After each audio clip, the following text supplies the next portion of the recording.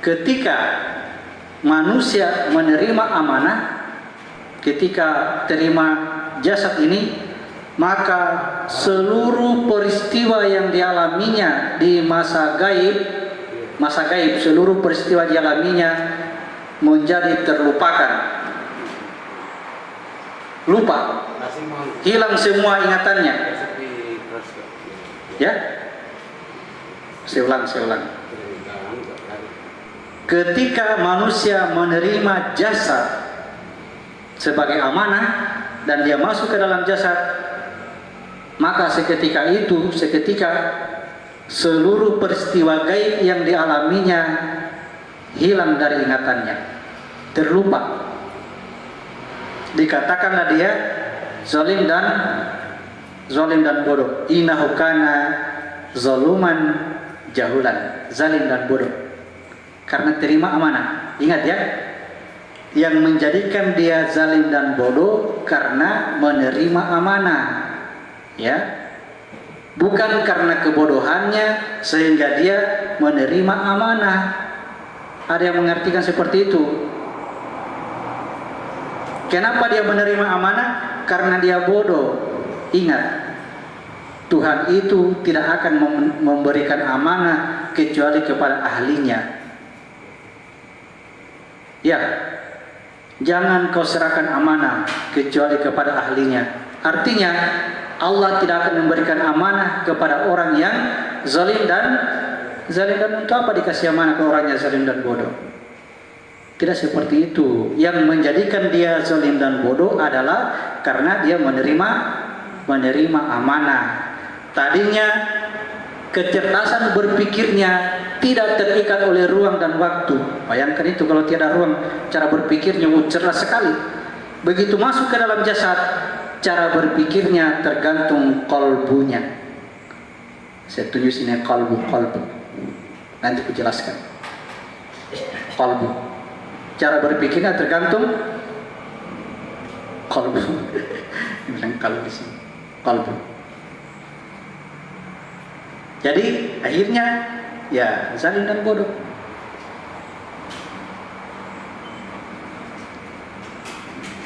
Pertanyaannya lagi, kenapa mesti dibuat untuk menjadi zalim dan bodoh? Kenapa peristiwa tadi mesti terlupakan? Ya kan?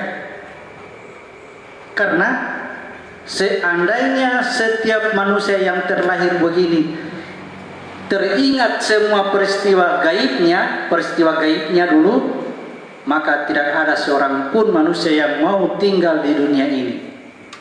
Semua mau kembali, semua mau mati saja.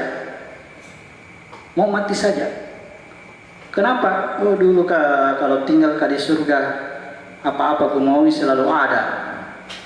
Kalau di sini apa-apa ku mau ngutang pi. Harus mencampur.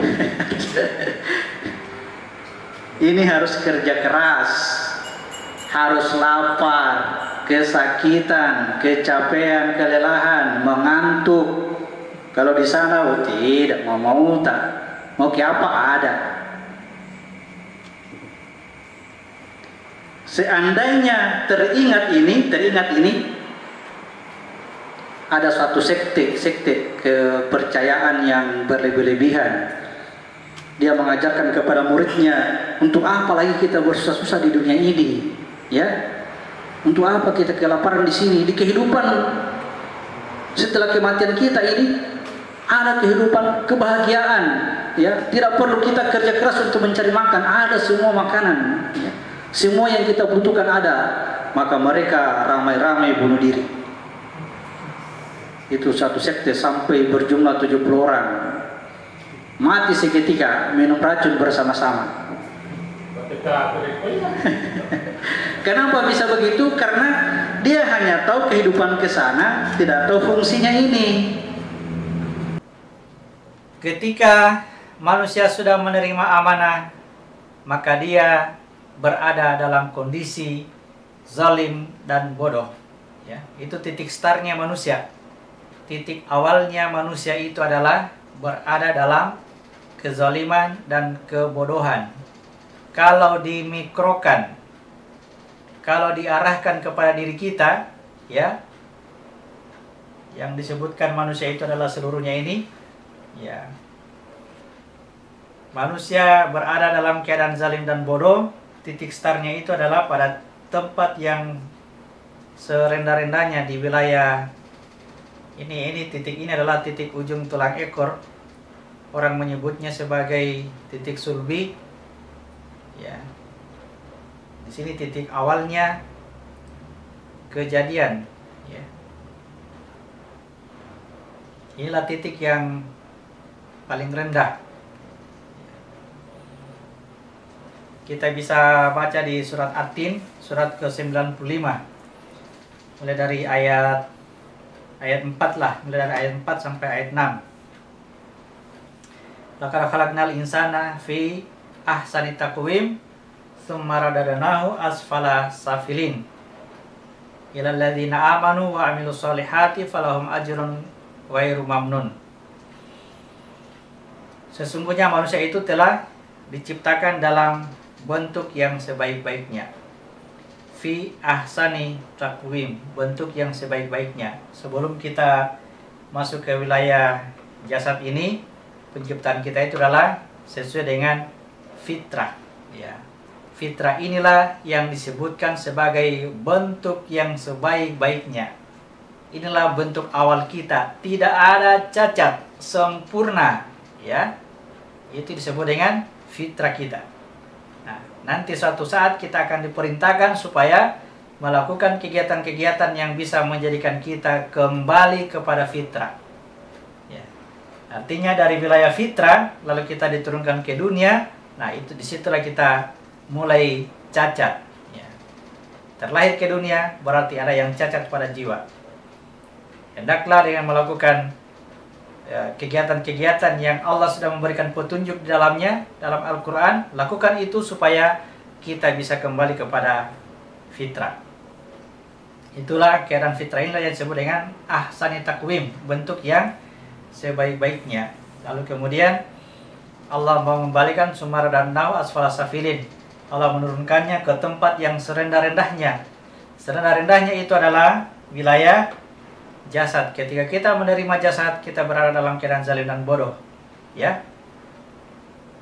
Berada dalam keadaan zalim bodoh itulah yang tempat yang rendah.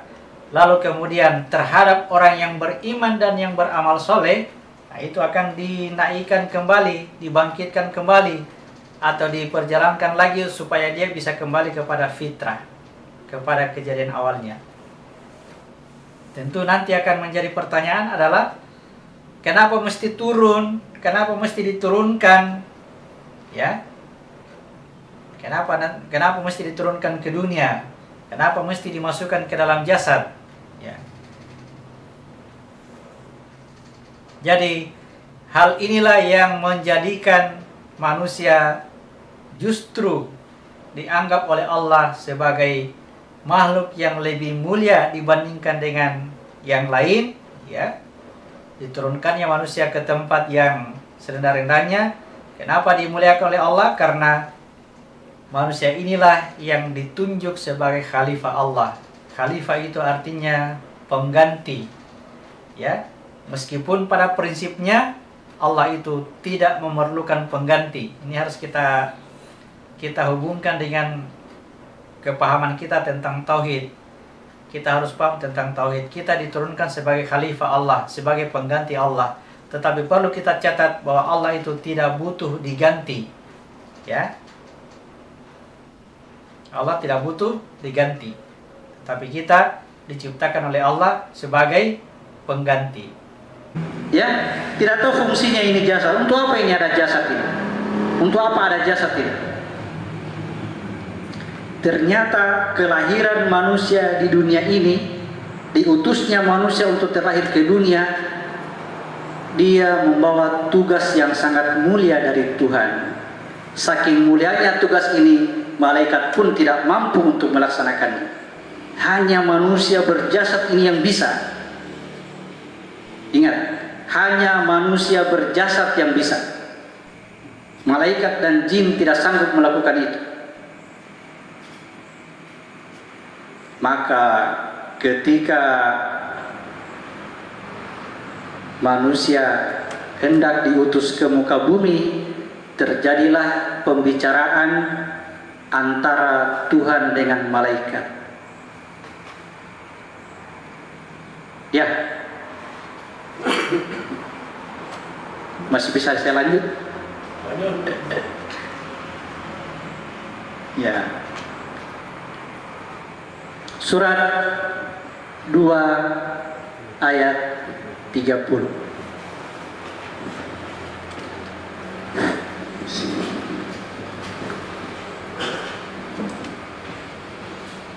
Bismillahirrahmanirrahim.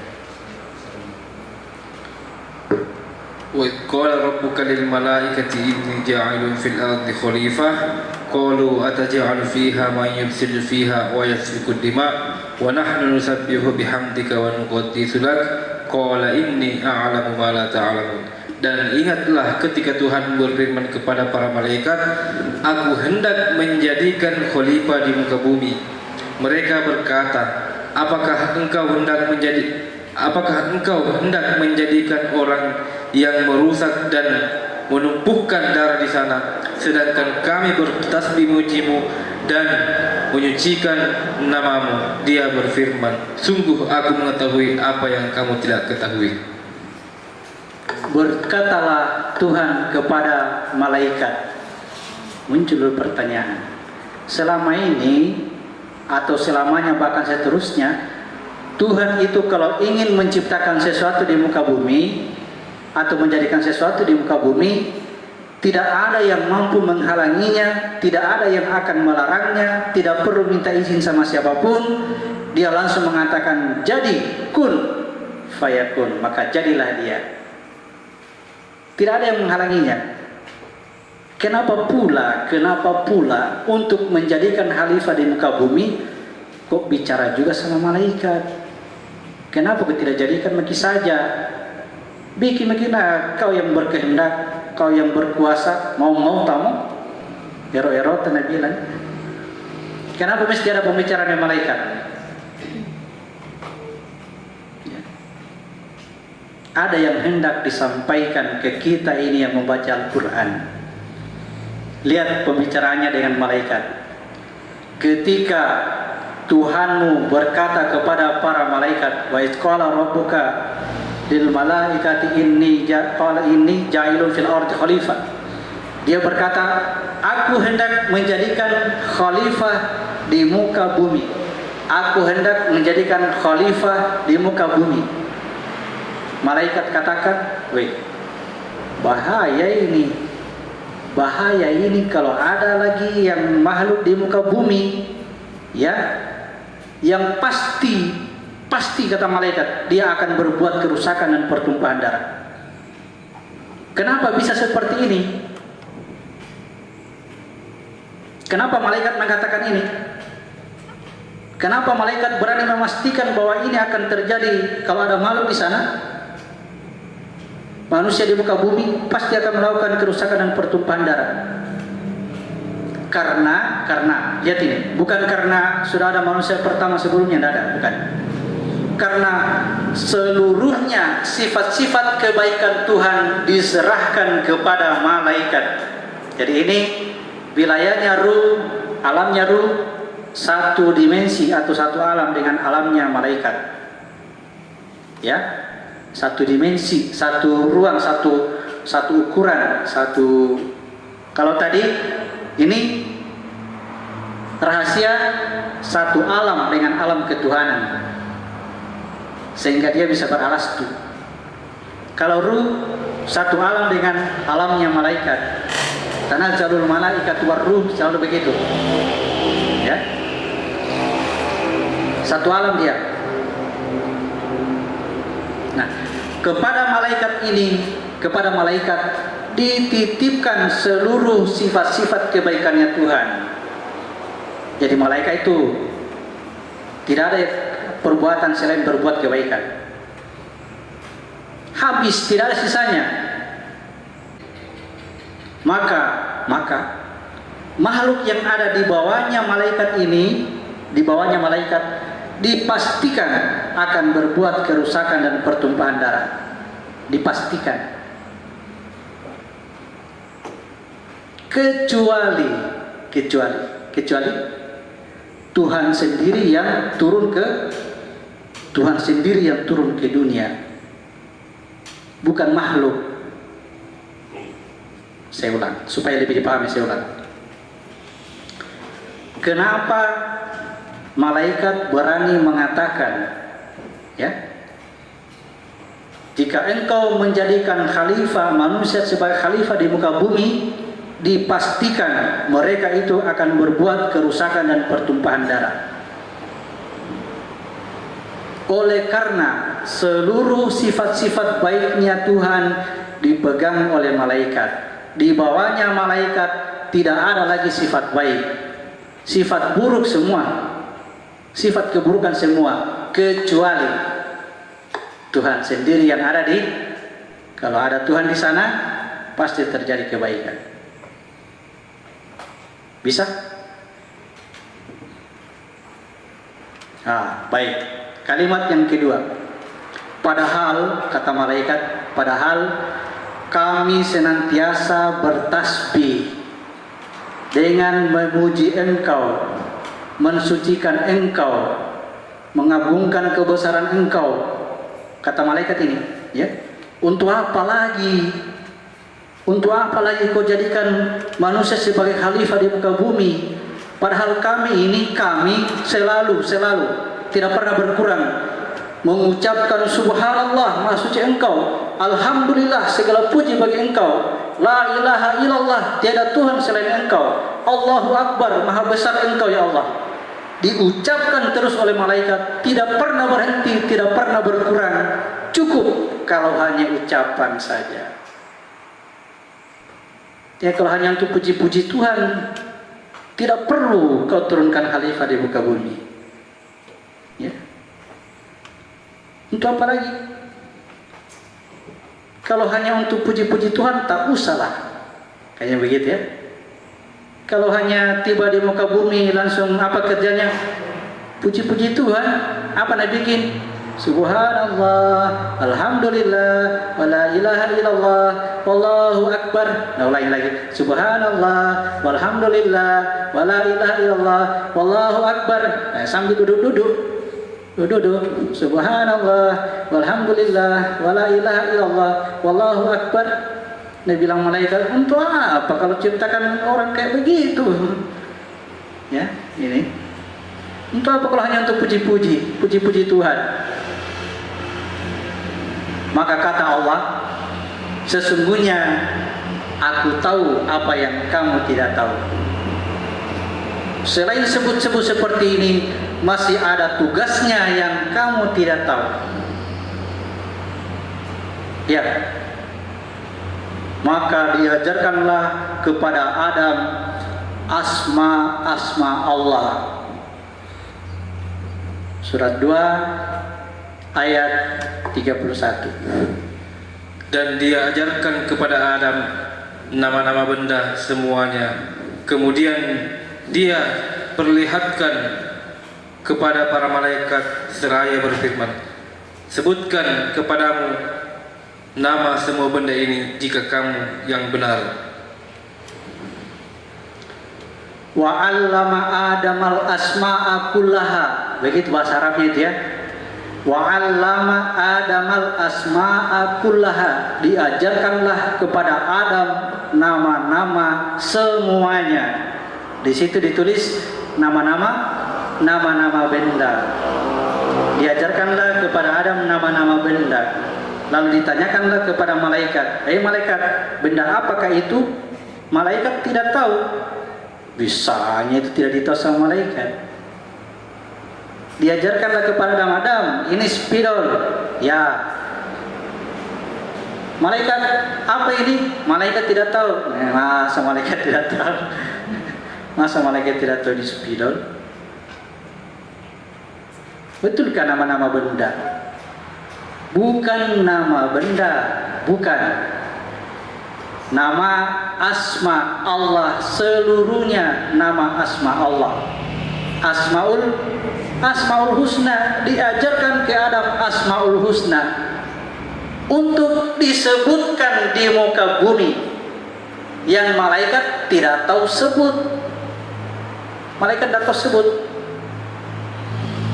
Ngomongkah ucapan? Bukan ucapan. Perbuatan. Ar-Rahman yang Maha Pemurah. Malaikat itu sebut Anta Rahman, engkaulah yang Maha Pemurah, itu tugasnya malaikat. Ya. Ar-Rahim, engkau Maha Penyayang, itu tugas malaikat.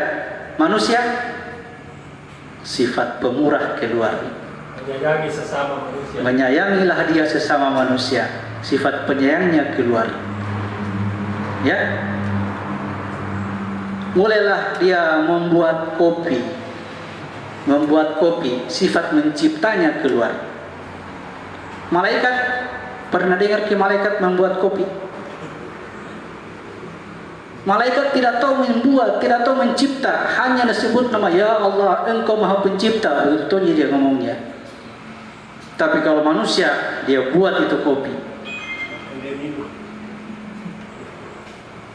Mencipta itu sifat Tuhan, asma Allah. Pertanyaannya, ketika ada yang mencipta di muka bumi ini, ketika ada yang mencipta, pertanyaannya, siapa yang bisa mencipta seperti itu? Ya, padahal manusia itu berbuat kerusakan dan pertumpahan. Pekerjaannya manusia itu berbuat kerusakan dan pertumpahan darah. Jadi siapa yang mencipta? Hanya Allah yang mencipta. Bukan manusia. Makanya sebelum manusia turun ke sini, ke dunia ini, berjanji kau dulu. Alastuku, berjanji kau dulu. Saya Tuhan, kamu hamba. Kamu budak. Ya, budak itu hamba. Berjanji, jangan sampai kau mengaku sebagai Tuhan.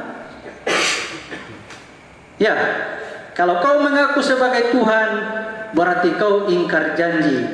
Perbuatanmu adalah perbuatan mungkar. Nah, ingkari janjinya. Kenapa? Nah, anggap dirinya sebagai Tuhan. Kapan itu? Kapan dianggap dirinya sebagai Tuhan? Ketika seorang manusia mengaku dirinya melakukan suatu kebaikan. Kalau mengaku melakukan kebaikan, kemungkaran namanya. Yang begitu namanya perbuatan mungkar, berbuat baik tapi ingkar kepada Tuhan. Berbuat baik tapi ingkar kepada Tuhan. Perbuatan mungkar, ingkar janji. Ingkar janji. Jadi sebagai seorang khalifah, pengganti Tuhan, kita ditugaskan melakukan kebaikan. Berhenti di situ? Tidak. Sesudah amar ma'ruf, nahi mungkar, cegah keingkarannya. Ya.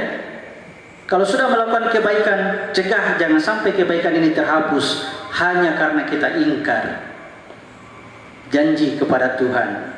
Itu namanya amar ma'ruf, nahi mungkar. Kalau perbuatan buruk, mencuri, berjudi, berzina, merampok dan sebagainya, itu namanya fahisyah, perbuatan keji. Inna sholata tanha anil fahsyai wal munkar. Salat itu mencegah perbuatan keji. Seluruhnya perbuatan keji cegah memang. Perbuatan buruk.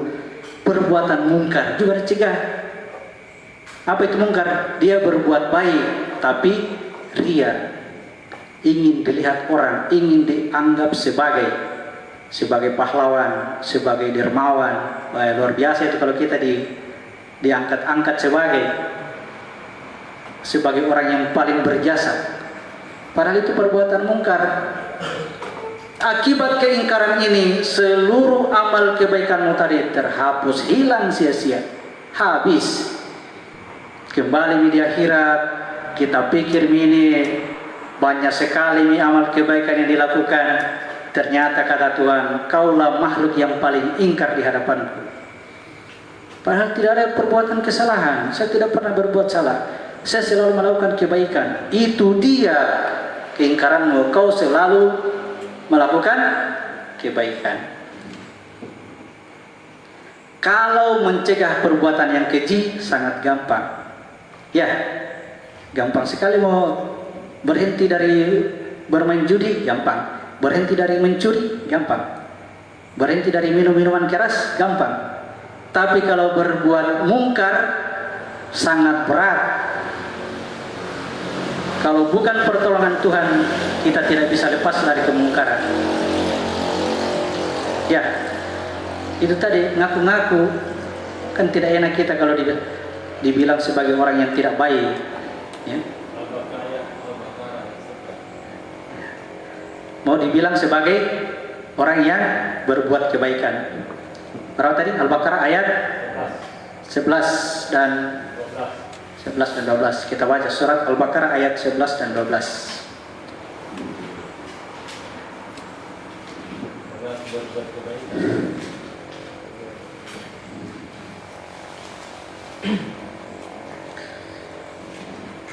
Dan apabila dikatakan kepada mereka, janganlah berbuat kerusakan di muka bumi ini, mereka menjawab, sesungguhnya kami justru orang-orang yang melakukan perbaikan.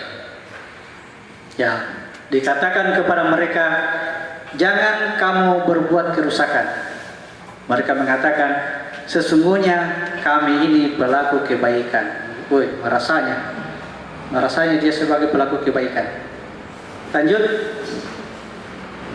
Ingatlah, sesungguhnya mereka yang berbuat kerusakan, tetapi mereka tidak menyadari. Padahal sesungguhnya manusia itu kita ini semua pembuat kerusakan. Sadarlah, kita ini manusia pembuat kerusakan. Contohlah manusia yang paling sadar di muka bumi ini, siapa? Muhammad bin Abdullah. Manusia yang paling sadar di muka bumi ini. Apa yang dia lakukan dalam setiap hari? Mohon ampun kepada Tuhan 70 sampai 100 kali. Ya, orang paling sadar begitu kerjanya. Ya Allah, maafkan saya, ampuni saya, Allah, ampuni saya, ampuni. Kenapa? Berbuat kerusakan dan pertumpahan darah, berbuat keburukan. Yang berbuat kebaikan siapa? Hanya Allah yang melakukan kebaikan. Jangan ngaku-ngaku, ya. Jangan selalu mengaku. Nah, itulah solatmu, itulah yang mencegah dari pengakuan-pengakuan ketika melakukan kebaikan. Dirikan solat supaya ada solatmu.